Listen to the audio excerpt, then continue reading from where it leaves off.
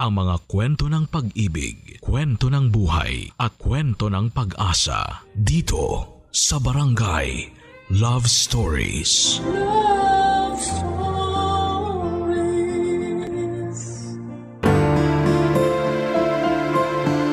Walang pinanganak na marunong na agad maglakad. Ibig sabihin, lahat ng bagay sa buhay natin ay natututuhan at kung minsan ay itinuturo ito sa atin ng mga karanasan. Ikaw kapuso, ano ang importanteng aral sa buhay na natutuhan mo? Dear Papa Dudut, ang pagiging wais ay isa sa mga bagay na natutuhan ko sa buhay, lalo na noong nagkaedad na ako. Bago ko po ipagpatuloy ang kwento, isang magandang araw muna sa inyo dyan sa Barangay LS 97.1 at sa mga kapwa ko kabarangay na hindi kumpleto ang pananghalian kung hindi nakikinig ng Barangay Love Stories. Number 1 talaga kayo sa puso ko dahil libangan ko ang pakikinig ng mga istorya ninyo. Ako nga pala si Greta, 27 years old at taga Taytay, Rizal. Sa kasalukuyan, ang pinagkakabalahan ko ay ang peanut butter business na sinimulan namin sa isang public market sa Taytay. Bukod po sa peanut butter ay sinamahan namin ang iba't ibang mga pampasalubong ang tinitinda namin ni Tia Marisol. Ang Tia Marisol ko po ang tumatayong magulang ko matapos mamatay ng nanay ko sa panganganak sa akin. Wala na rin akong tatay dahil hindi naman ito pinanagutan noong nalaman itong buntis sa akin ng nanay ko. Kaya malaki ang pasasalamat ko sa tiyahing ko matandang dalaga dahil kinupkup niya ako. Inalagaan, pinalaki, at pinag-aral, Papa Dudut.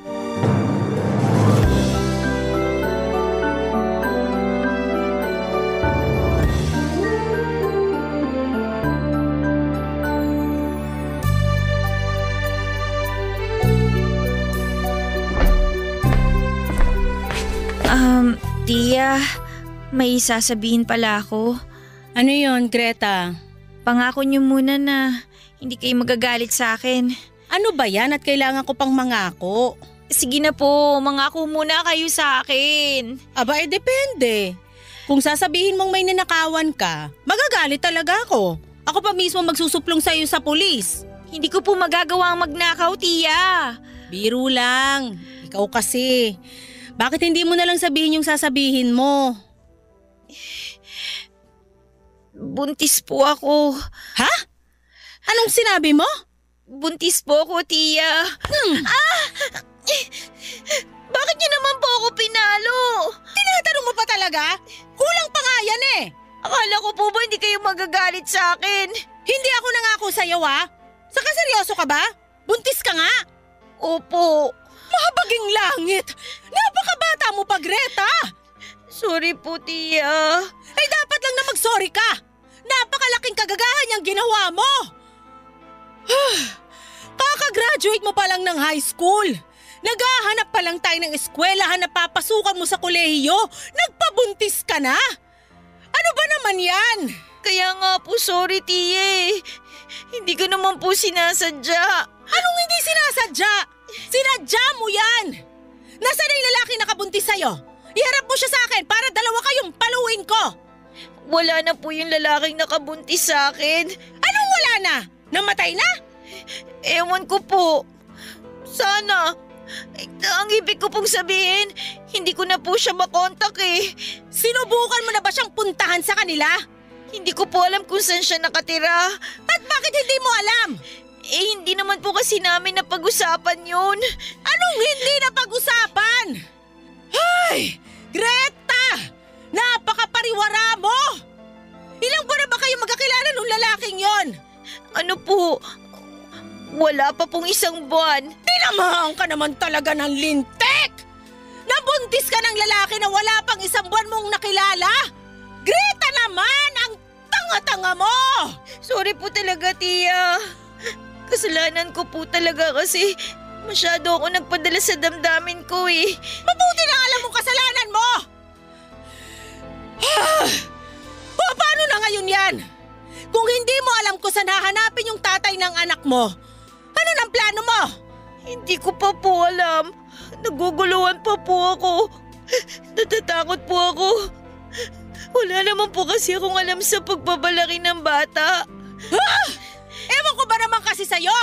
Masyado ka mapusok! Pero nandyan na yan. Alangan namang ipalaglag mo yung anak mo. Hindi naman ako makakapayag nun. Ayoko rin naman pong ipalaglag to. Natatakot po akong makarma kapag ginawa ko po yun. Kaya nga! Hey! Hayaan mo na! Kung hindi ka kayang panagutan ng lalaki na kabuntis sa'yo, nandito naman ako. Aalagaan ko na lang kayo na magiging apo ko basta ipangako mo sa akin. Naalagaan mo rin ang sarili mo para sa anak mo. Nagkakaintindihan ba tayo? Opo, tiya. Pangako po. Maraming salamat po. Papa Dudut, aminado ako na wala talaga ako noon nung kabataan ko. Kung ilalarawan ko nga ang sarili ko noon ay masasabi kong mapusok ako at padalos-dalos. Kaya nga sa edad ko pa lamang na 18 ay nabuntis na ako ng lalaking nakilala ko lamang sa sinalihan kong text clan. At pagkatapos ay naglaho na lamang na parang bula matapos malaman na nagbunga ang nangyari sa amin. Sadyang may pagkasutil talaga ako noong kabataan ko. Kaya nang nalaman niya na nabuntis lamang ako ng kung sino at ang masahol pa'y tinakasan ako nung lalaki ay magkahalong galit at pagkadismaya ang naramdaman niya. Hindi ko naman siya masisisi kasi kahit ako ay sumama ang loob sa sarili ko. Pero may sa pusong mamon naman ang tiyahin ko. Kaya sa huli ay hindi niya pa rin ako natiis. Nagdesisyon akong ipagpatuloy ang pagbubuntis ko kahit na natatakot ako, Papa Dudut. Pero sinabi sa akin ni Tia na tutulungan daw niya ako. Kahit na siya mismo ay walang kalamalam sa pagdadalang tao. Hindi pa siya nagbuntis kahit kailan dahil may problema ang kanyang matres. Kaya hindi na lamang siya nag-asawa at piniling maging matandang dalaga. Pero nung dumating daw ako sa buhay niya ay nagkaroon siya ng bagong layunin sa buhay. At sakit sa ulo rin daw. Dagdag sabi niya. Mabilis na lumipas ang 9 na buwan ng anak ako ng isang malusog na lalaking sanggol. Sobrang saya namin ni Tia Mirasol dahil nadagdagan na ang pamilya namin. Nung nakaraos na ako sa panganganak ay nagsabi ako sa kanya na ayoko nang ipagpatuloy ang pag-aaral ko. Sa halip ay gusto ko na lamang magtrabaho. Nang hinayang siya noong una sa desisyon ko kasi sayang naman daw ang oportunidad. Pero sa huli nirespeto na lamang niya ang gusto kong mangyari. Pumasok ako sa isang fast food chain bilang service crew at doon ko nakilala itong si Elmer. Papa Dudut.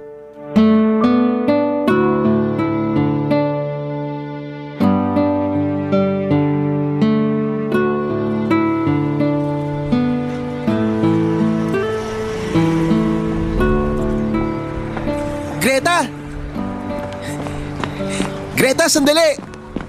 O Elmer, bakit ka tumatakbo?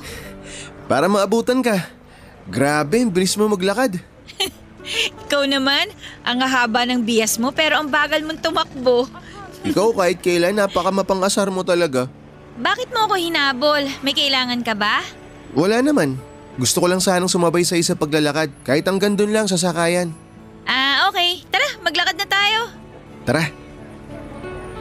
Grabe no? Amoy na amoy ko na sa simoy ng hangin yung Kapaskuhan. Ang dami na ring dekorasyon sa paligid.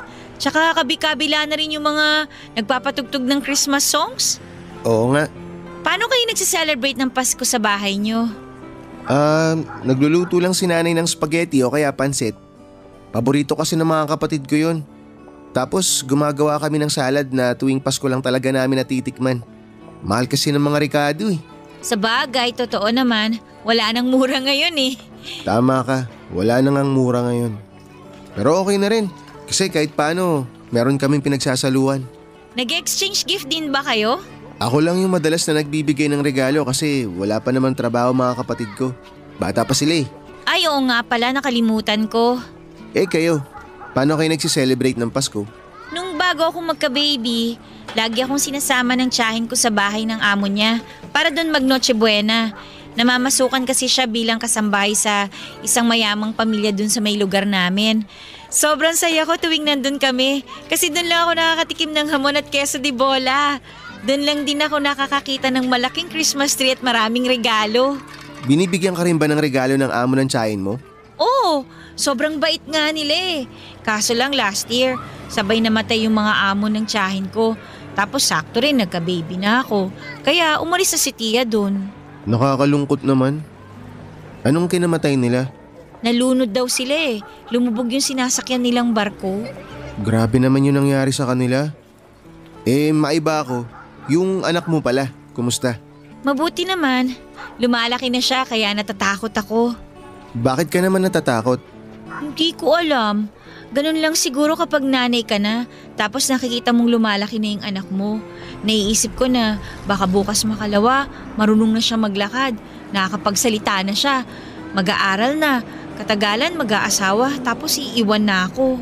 Grabe, sobrang advance mo naman mag-isip. Oo nga eh, hindi ko maintindihan kung bakit hindi ko maiwasang matakot.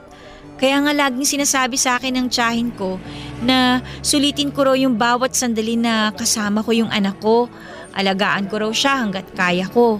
Makipag-bonding daw ako lagi kasi mabilis lang daw talaga ang panahon.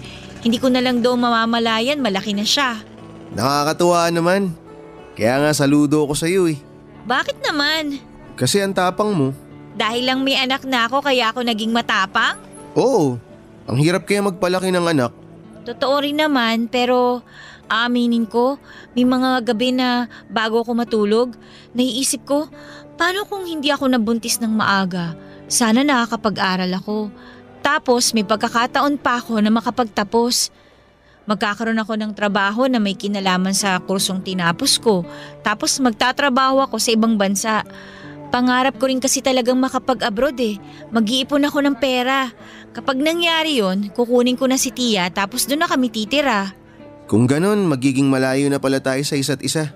Oh, ano namang kinalaman nun? Wala naman. Feeling ko lang kasi mamimiss kita pag umalis ka na. Patawa ka, wala pa nga eh.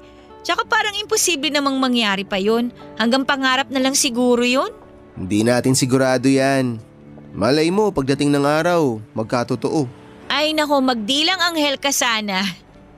O paano, nandito na tayo sa sakayan. Ingat ka pag uwi ah. Salamat. Ikaw din, ingat ka ah. Bye. Bye-bye. Papa Dudut, kapwa ko service crew si Elmer na una kong naging close noong pumasok ako sa pinagtatrabahuhan namin. Siya rin ang matyagang nagturo sa akin ng mga nalalaman niya tungkol sa aming trabaho. Kaya nga nagpapasalamat ako sa kanya dahil madali kong nagamay ang trabaho ko. Kung i-describe ko si Elmer ay masasabi kong may itsura siya. Matangkad, kulot ang buhok, maputi at may dimple sa magkabilang pisngi na gustong gusto ko sa isang lalaki. Mas matanda siya sa akin ng 2 taon, bale mag-21 na siya noong mga panahong yon at ako naman ay kaka-19 ko lamang.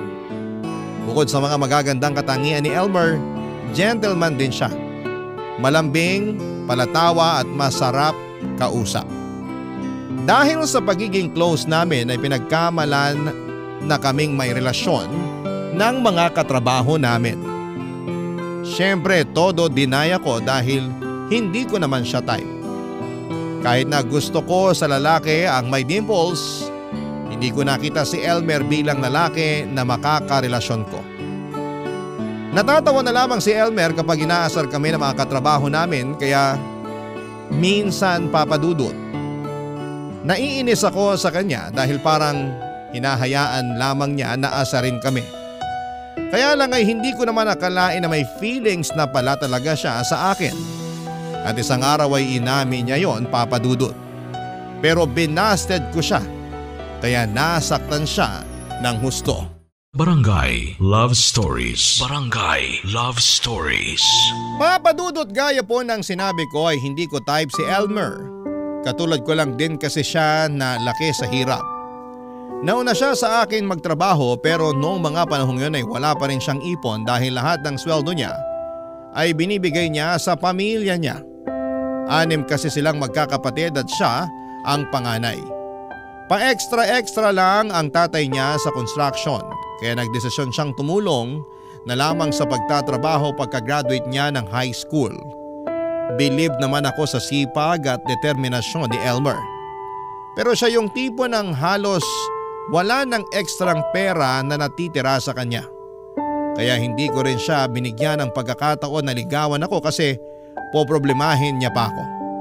Ayoko naman na pumagitna pa sa kanya at sa pamilya niya.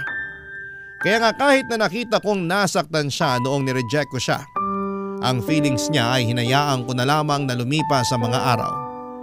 Alam ko makaka-move on din si Elmer at gano'n na nga ang nangyari. Pagkaraan ng ilang araw, bumalik na ulit ang closeness namin na parang walang aminang naganap. Tapos kinausap niya ako para sabihing nare-respeto niya ang desisyon ko. Nakahinga naman ako ng maluwag dahil hindi ko na kailangang mailang pa sa kanya. At ang lahat ng yon ay naikwento ko nga kay Tia Mirasol, Papa Dudut.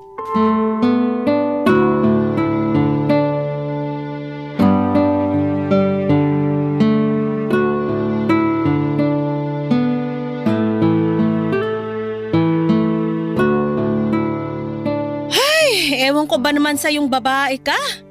Kung kailan ka nakahanap ng matinong lalaki, pakakawalan mo lang ng ganong kadali.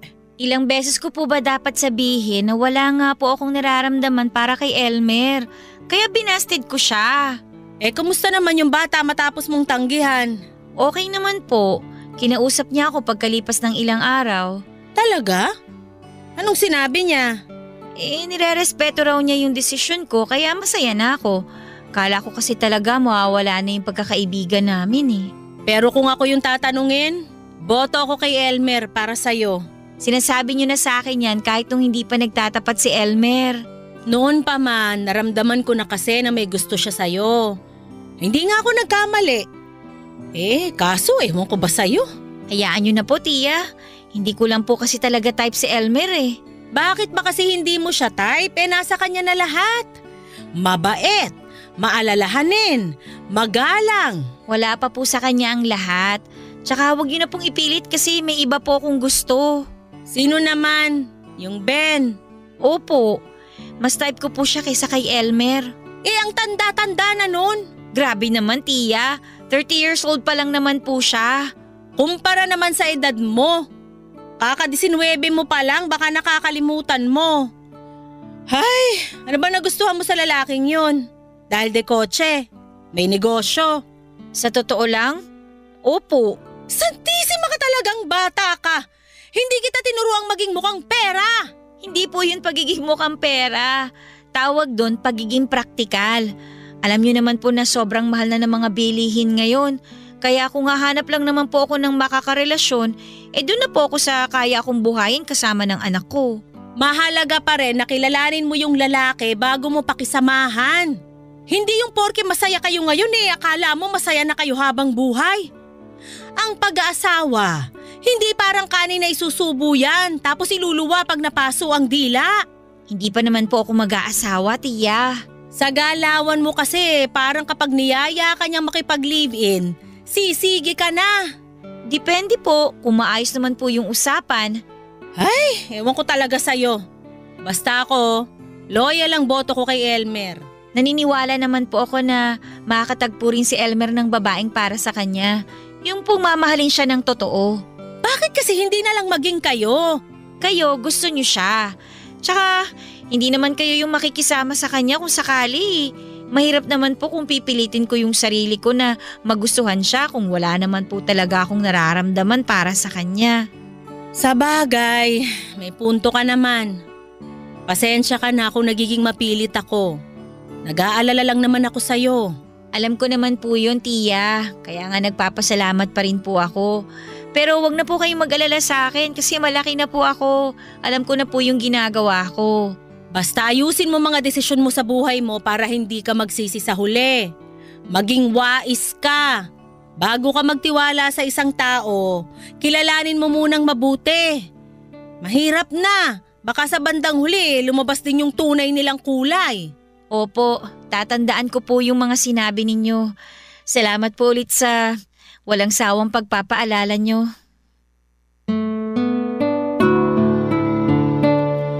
Papa Dudut, minsan ko na rin naisama si Elmer sa bahay namin noong binyag ng anak ko kaya nakilala siya ni Tia. Siya lang din ang kinuha kong ninong noon at masasabi kong natuwa talaga sa kanya ang tiyahin ko. Magalang daw kasi siya at masarap kausap. Tapos ay malakas daw talaga ang pakiramdam ni Tia na may gusto sa akin si Elmer kaya kung hihingin nito ang boto niya, naligawan ako walang pag-aatubili niya raw na ibibigay ang kanyang permiso. Kaya nga nalungkot talaga siya at nang hinayang noong tinanggihan ko ang panliligaw ni Elmer sa akin. Noong mga panahong yon ay desidido na akong magkarelasyon na kami ni Ben. Nakilala ko lamang siya online at ayaw sa kanya ng tiyahin ko dahil masyado raw malayo ang pagitan ng mga edad namin. Tulad ng binanggit ni Tia ay 30 years old na noon si Ben. Samantalang ako naman ay 19 pa lamang. Kasal na siya pero hiwalay naman sa asawa at walang anak. Nagkakilala kami sa isang dating app at 2 beses na ring nag-meet. Masasabi ko na malayong-malayo kay Elmer ang estado ng buhay ni Ben dahil may negosyo ito na cafe at convenience store. May pera si Ben at yun ang hinahanap ko sa isang lalaki na pakikisamahan ko. Kaya nga nung niyaya niya akong makipag-live-in pagkaraan ng 2 buwan ng pagkakakilala, ay wala na akong patumpik-tumpik pa na pumayag. At kahit natuto lang tiyahin ko sa pakikisama ko sa kanya ay binaliwala ko ang pagpapaalala niya. Pero bago ako lumipat sa bahay ni Ben ay sinabi ni Tia na huwag ko munang isama ang anak ko dahil hindi pa sanay si Ben na may kasamang bata sa bahay. Pumayag na rin ako kahit na nalungkot ako kasi mawawalay sa akin ang anak ko. Iniwan ko ang anak ko kay Tia at dinadalaw na lamang. Doon ako dumidiretso tuwing natatapos ang shift ko sa trabaho bago umuwi sa tinitirhan namin ni Ben. Kahit na nakipag-live-in na ako ay tinuloy ko ang trabaho ko sa fast food. Kaya nagkikita pa rin kami ni Elmer, Papa Dudut.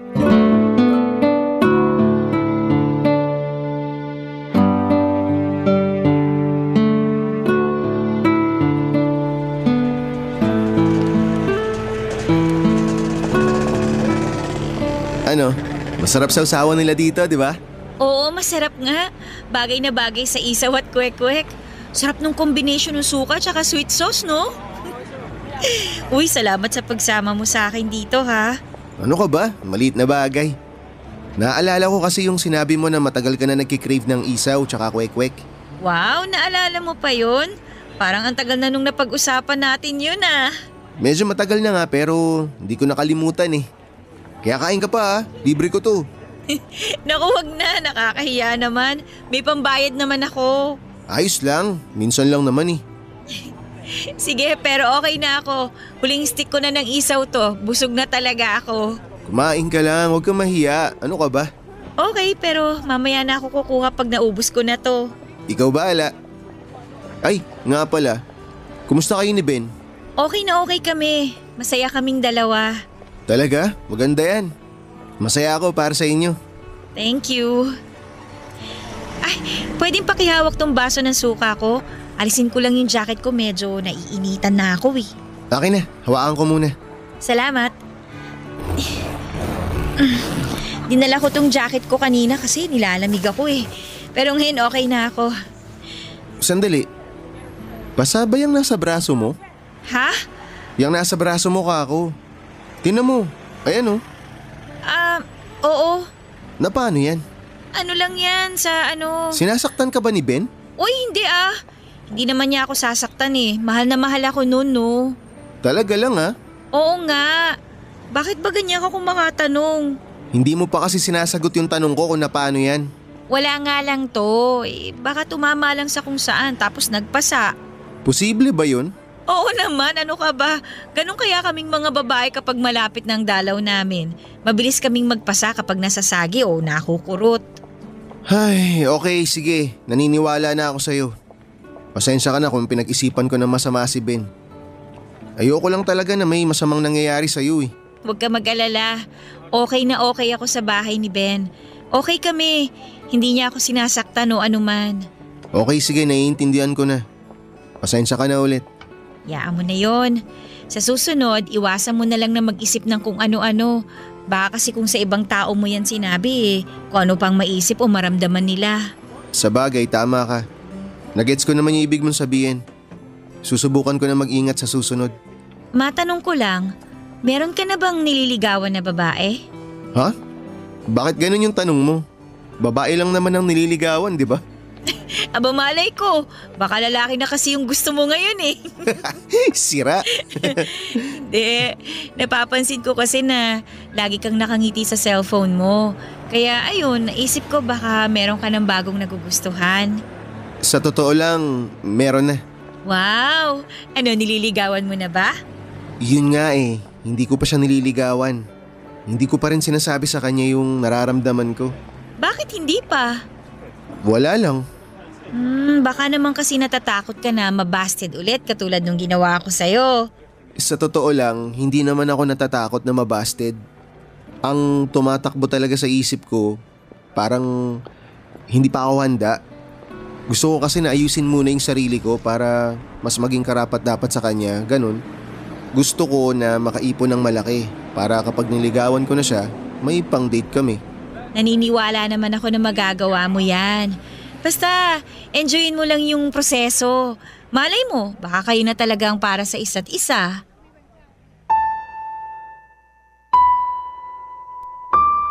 Papadudod sa totoo lang ay hindi naman ako napaano. Hindi tumama ang braso ko sa kung ano kaya ako nagkapasa. Sinaktan po ako ni Ben. Yun ang dahilan ng pasa ko sa braso at nangyari yun noong gabi bago kami nagkita ni Elmer kinabukasan. Napikon kasi si Ben sa akin nang sawayin ko siya sa pag-iinom niya. Kaya naitulak niya ako ng napakalakas. Natakot ako pero pinagsawalang bahala ko na lamang yon at sabi ko sa sarili ko baka lasing lang siya. Pero kinabukasan ay hindi man lang siya nagsorry sa akin kahit na nakita niya ang pasa ko. Magkahalong lungkot at sama ng loob ang naramdaman ko dahil parang nagbago ng ganon kabilis ang lalaking minahal ko. Nagdaan pa ang isang buwan na ulit na naman ang pananakit sa akin ni Ben at noong time na yun ay medyo dumadaan sa financial crisis sa mga negosyo niya kaya sa akin niya binubunto ng galit niya. Hindi ko na rin siya malambing katulad ng dati kasi parang nasusuka siya sa presensya ko. Daig ko pa, ang may nakakadiring sakit kung ipagtabuyan niya.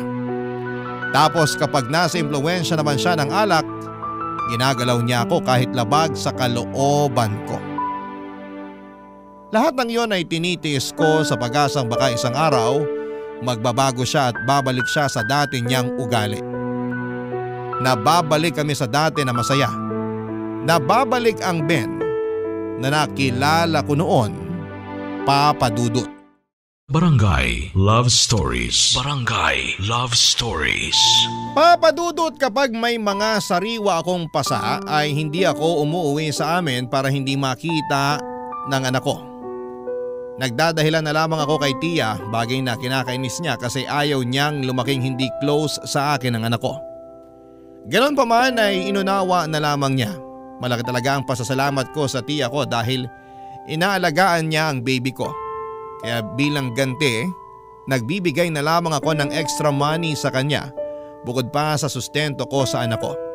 Pagkain nila at pambayad ng bills sa bahay. Wala na rin kasing trabaho si Tia Mirasol matapos umalis sa pinapasukan niya para alagaan ang anak ko. Ayokong mag-alala si Tia at natatakot din ako na baka paghiwalayin niya kami ng lalaking mahal ko kapag nalaman niyang sinasaktan ako ni Ben. Alam kong may pagkatanga ako ng mga panahong yon at kinakahiya ko yon kapag naaalala ko sa ngayon. Pero wala naman akong magagawa dahil parte yon ng pagiging mapusok at padalos-dalos ko noong kabataan ko. Doon ko nga naalala yung payo na laging sinasabi sa akin ni Tia Mirasol, yung tungkol sa pagiging wais sa pagpili ng lalaking pakikisamahan ko para hindi raw ako magsisi sa bandang huli.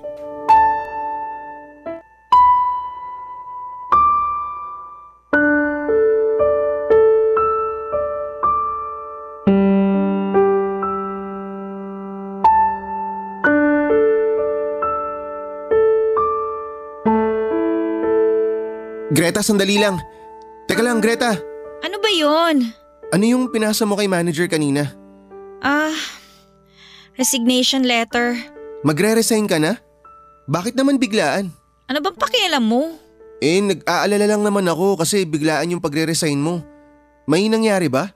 Kung meron man wala ka ng pakialam doon. Sa akin na lang yun. Hindi mo ba narinig yung sinabi ko kanina? Ang sabi ko, nag-aalala ako sa'yo. Bakit ka ba nag-aalala? Akala mo siguro wala ako napapansin, no? Ang laki kaya ng pinagbago mo simula nung nag-live-in kayo ni Ben. Naging malungkuting ka, naging balisa ka. Minsan nauhuli pa nga kita na nakatulala tapos umiiyak. Pero nanahimik lang ako. Hindi ako nagtanong sa'yo. Kasi nga ayoko makiusyoso. Pero ewan ko ba? Hindi talaga maalis sa isip ko yung pag-aalala ko lalo na madalas ko ring napapansin yung mga pasa mo. Oh, ba't bigla kang umiyak? Greta, yung totoo. Ano bang nangyayari sa'yo? Hindi ko na kasi alam kung kanino ako magsasabi. Nahihirapan na ako, Elmer. Teka, gumilid nga muna tayo. Kausapin mo ako. Sabihin mo sa akin lahat. Baka matulungan kita. Hindi ko alam kung paano mo ako matutulungan. Sa ngayon, gusto ko lang ng isang tao na makikinig sa akin. Nandito ako. Handa akong makinig sa'yo. Sige, sabihin mo sa akin.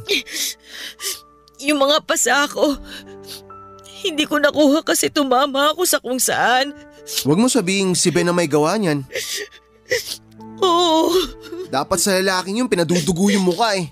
Isama mo ako sa kanya para makita niya hinahanap niya.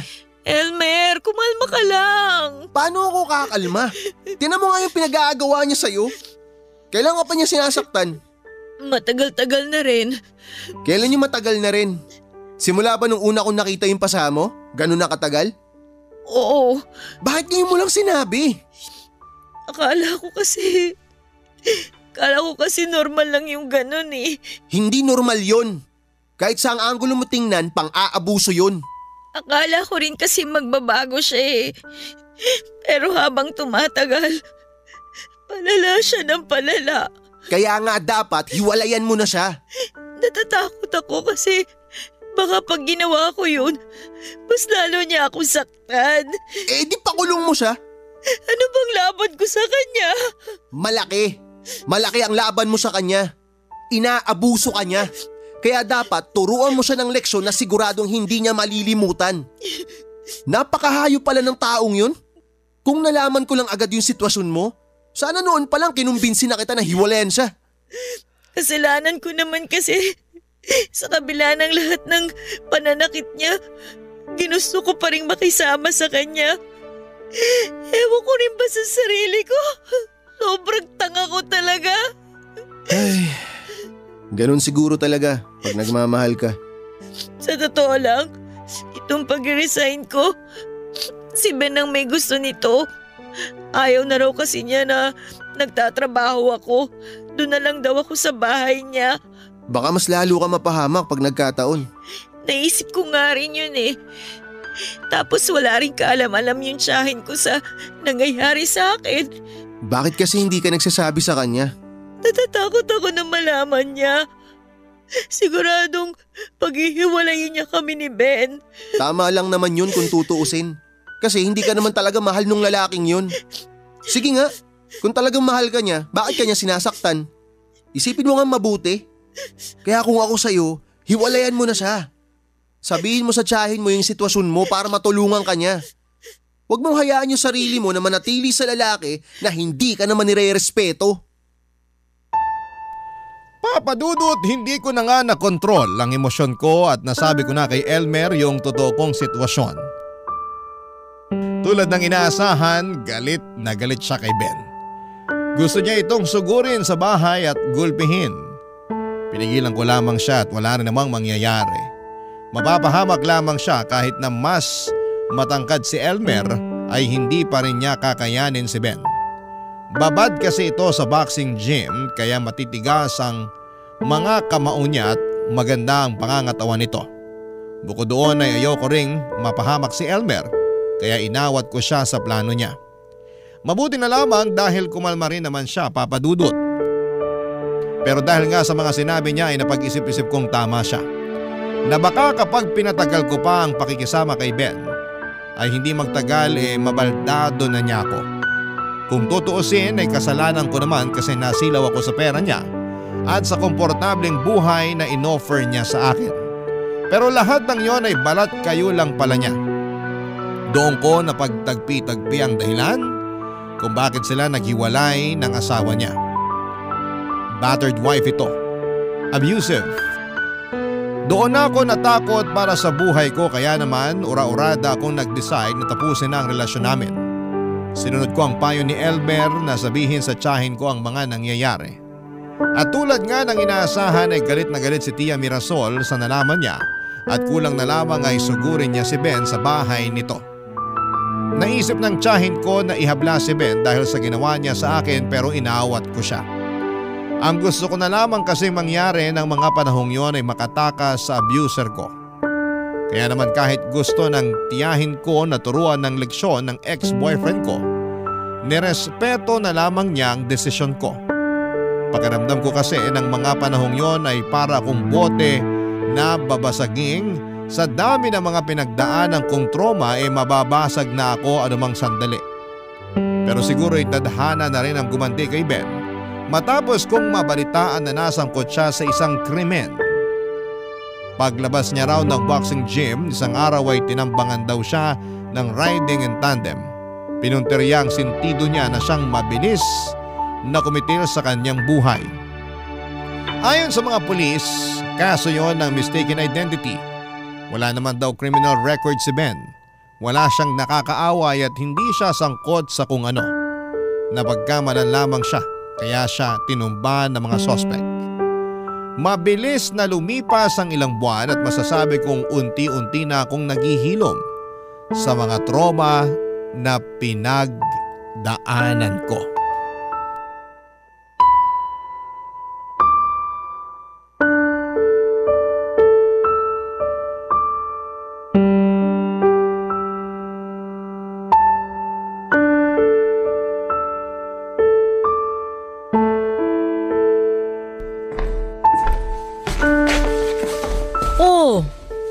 Gising ka pa.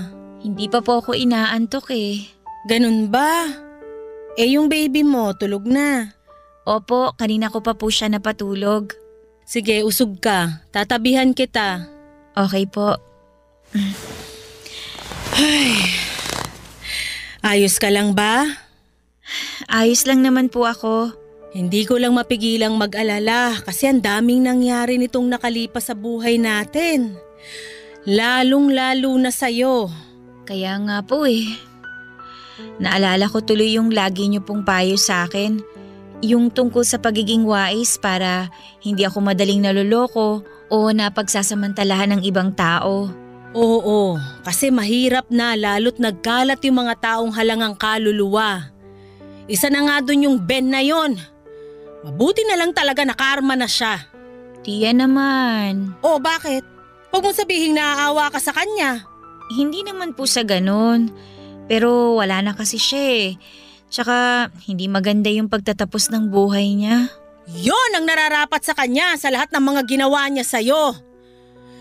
Ay, kaya ikaw, sa susunod na pipili ka ng lalaking mamahalin at pakikisamahan mo, kilalanin mo munang mabuti para di ka naaabuso. Paano na lang kung meron pa palang mas halangang kaluluwa sa Ben na yon? Di nayari ka na. Alam nyo, dahil sa mga pinagdaanan ko, parang ayoko na po ulit makipagrelasyon.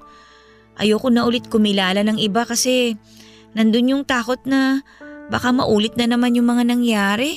Kaya nga, kilalanin mo muna yung lalaki na papasok sa buhay mo. Hindi yung basta susunggaban mo na agad porke pasok siya sa kwalifikasyon mo. Yun nga po eh. Masyado talaga ako nagpadalos-dalos kaya ayun, napahamak ako. Ay, bata ka pa naman, Greta.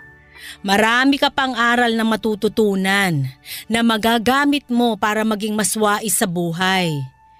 Sana lang wag mong baliwalain lahat ng mga pinagdaanan mo para maging mas maingat ka na sa susunod.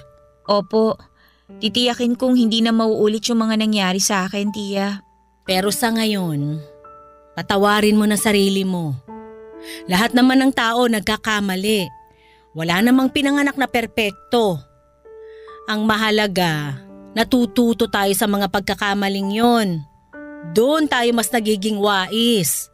Opo, salamat po sa mga payo niyo sa akin ha. Hindi ko po alam ang gagawin ko kung sakaling wala po kayo sa buhay ko. Uy, bakit ka namang umiiyak? Hindi ko lang po kasi talaga mapigilan. Para kasing pangalawang buhay ko na po ito eh. Kaya ang laki po ng pasasalamat ko sa inyo. Kasi sa kabila ng mga kapalpakan ko, nandiyan pa rin po kayo. Ay, mahal kasi kita kaya nandito lang ako palagi.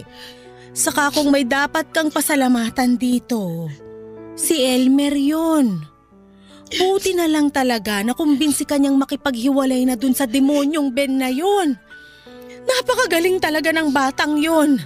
Malaki po rin yung pasasalamat ko sa kanya kasi hindi niya po ako iniwan simula nung nalaman niya yung sitwasyon ko kay Ben. Kasi nga, mahal ka niya. Tia, may girlfriend na po yung tao. Basta. Naniniwala pa rin ako na mahal ka pa rin niya kaya ganun na lang kung mag-alala siya sa'yo. Baka naman kasi dahil kaibigan niya ako kaya po siya ganun. At ano pa man, mabuti na lang may isang Elmer sa buhay mo. Tia, pwede po ba akong payakap? Oo naman. Halika. Salamat po ulit sa lahat-lahat, Tia. Sa pag-aalaga niyo sa akin simula nung pagkabata. At kahit na ngayon na matanda na ako, hindi pa rin kayo nagsasawa. Malaki po talaga yung utang na loob ko sa inyo. Para sa akin, bata ka pa. At saka wala yun, ano ka ba? Hindi naman ako naniningil. Ang gusto ko lang at palagi na hinihiling sa mga dasal ko, ingatan ka ng Diyos at gabayang ka niya sa mga desisyon mo sa buhay. Mahal na mahal kita, Greta. Kayo ng anak mo. Mahal na mahal ka rin po namin, Tia.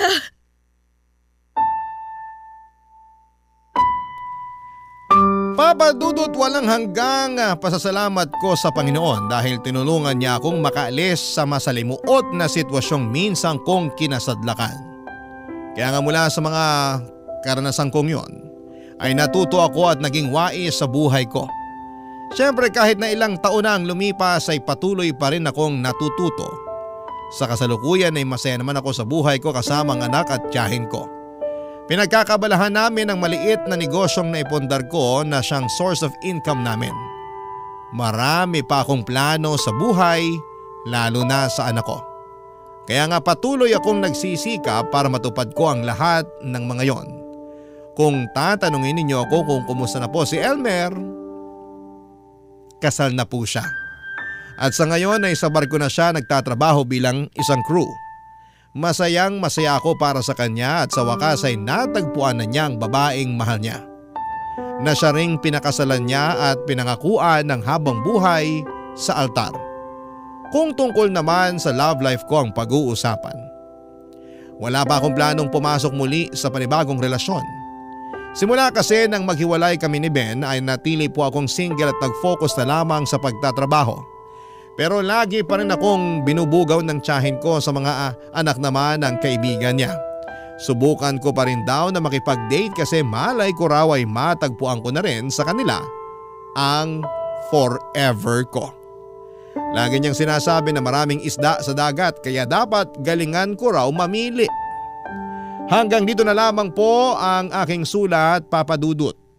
Maraming salamat sa inyong lahat. God bless sa Barangay Love Stories and more power sa inyong istasyon. Ang inyong forever kapuso at ka-barangay, Greta. Barangay Love Stories. Barangay Love Stories. Napakasakit na nangyari kay letter sender. Pero buti sa uli, naging maayos pa rin ang buhay niya. Anong say mo sa Barangay Love Stories na ito? Pagkwentuhan natin sa comment section yan. Nagustuhan ng iyong napakinggan? Ituloy yan via live stream sa www.gmanetwork.com/radio. Barangay LS 97.1 4